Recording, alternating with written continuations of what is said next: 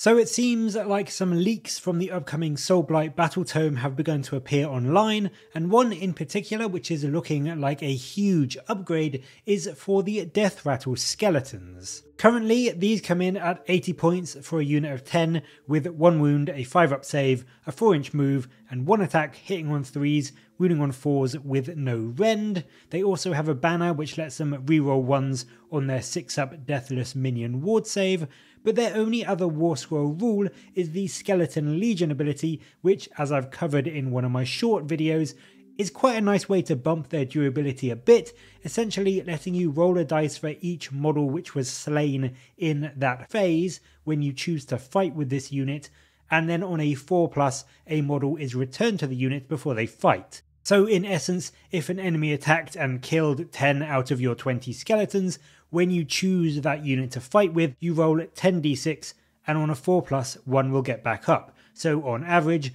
bringing you back up to around 15 models.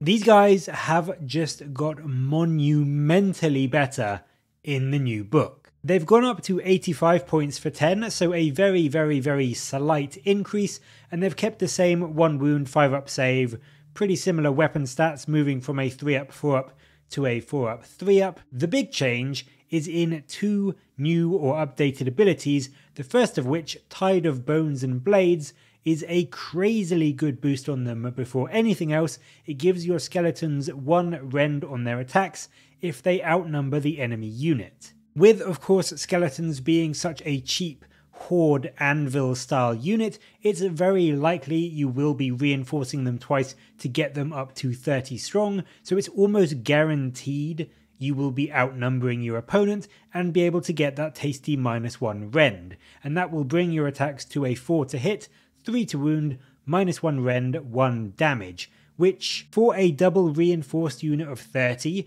which just costs you 255 points, means around on average 6 to 7 wounds against a 4-up save, which is actually pretty damn good for a unit which is essentially a bit of an anvil and a bit of a tarpit. But where these guys get really good is in the updated rule for Skeleton Legion.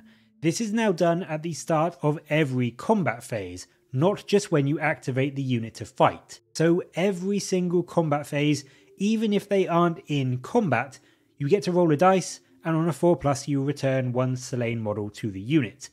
Notably, this isn't just slain models from that phase either.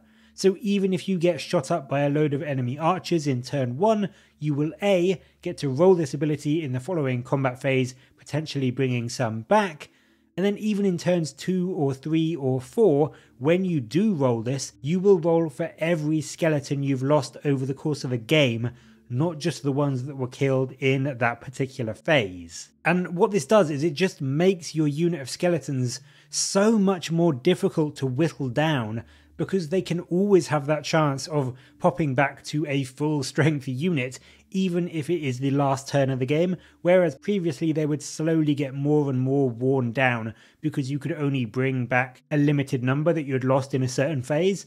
Now you can do it to the whole squad, even in the last turn of the game. So essentially, unless your opponent can wipe out this unit in a single combat, because this ability is done at the start of the combat phase before anyone has had a chance to fight, that following combat phase, even if there is just 1 skeleton left alive, you will be rolling 29 d6 dice and on a 4+ bringing models back. So on average, the unit is going to jump straight back up to 15 or 16 strong before anyone has even fought in the next combat phase. It just makes such an unbelievably good tarpit that just keeps coming back more and more and more, and unless your opponent can kill them all in one go, it's just going to take them such a long time to chew through them.